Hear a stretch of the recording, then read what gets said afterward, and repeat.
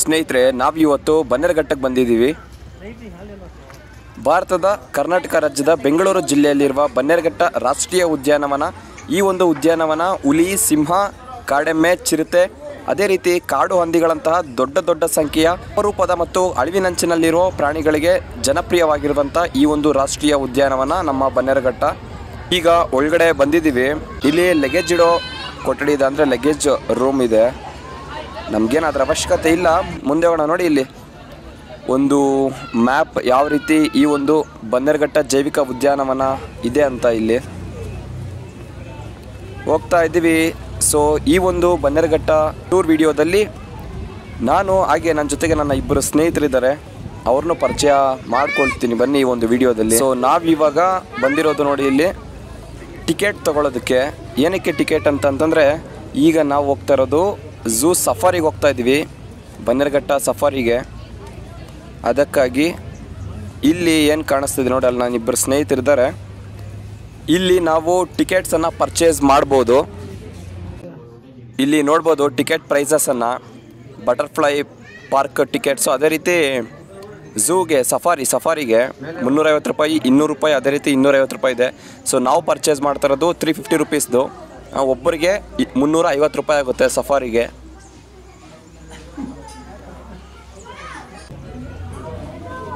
Tickets ಏನೋ purchase ಮಾಡಿದ್ದಾಯಿತು, ಮತ್ತೆ ಆಗ್ತಡ ಬನ್ನಿ ಹೋಗೋಣ. ಹೋಗೋದಕ್ಕೂ ಮುಂಚೆ ನಾನು ಹೇಳಿದ್ದೆ ನಮ್ಮ ಇಬ್ಬರು ಸ್ನೇಹಿತರನ್ನು ಪರಿಚಯ ಮಾಡಿಸ್ತೀನಿ ಅಂತ. ನೋಡಿ, ಇಲ್ಲಿ ನಮ್ಮ ವೈಟ್ ಶರ್ಟ್ ಗಾಯ್ ಆದಿ ಅಂತ, ಮತ್ತು ಇದು ರಘು ಅಂತ.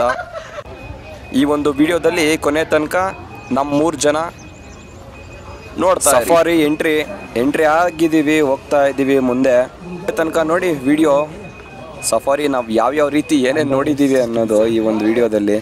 ಇದ್ದಂಗೆ ಒಂದು ಕಡೆಯಿಂದ ಕ್ಯೂ ಇದೆ, ಯಾಕೆಂತಂದರೆ ನಮಗಿಂತ ಮುಂಚೆ ಯಾರು ಟಿಕೆಟ್ಸ್ನ ಪರ್ಚೇಸ್ ಮಾಡಿದ್ರೋ ಅವ್ರನ್ನ ಕೂರಿಸಿರ್ತಾರೆ. ಅದಾದಮೇಲೆ ಅವರಾದ್ಮೇಲೆ ನಾವು ಕೂತ್ಕೊಂಡಿದ್ದೀವಿ 3 ಜನ.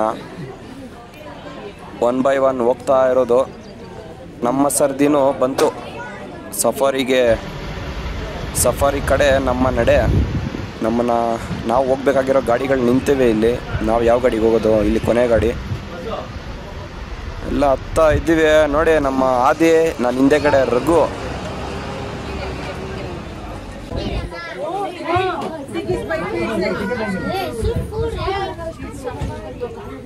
ಸ್ಟಾರ್ಟ್ ಆಯಿತು ಬನ್ನೇರುಘಟ್ಟ ಝೂ ಸಫಾರಿ.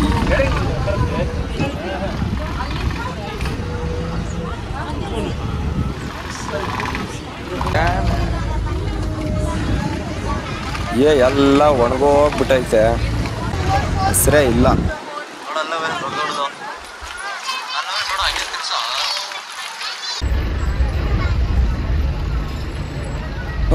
ಅಂತೂ ಇಂತೂ ಎಲ್ಲ ಬರೀ ಒಣಗಿರೋ ಮರಗಳೇ ಕಾಣಿಸ್ತಾ ಇತ್ತು. ಇಲ್ಲಿ ಏನು ಮಾಡೋದು?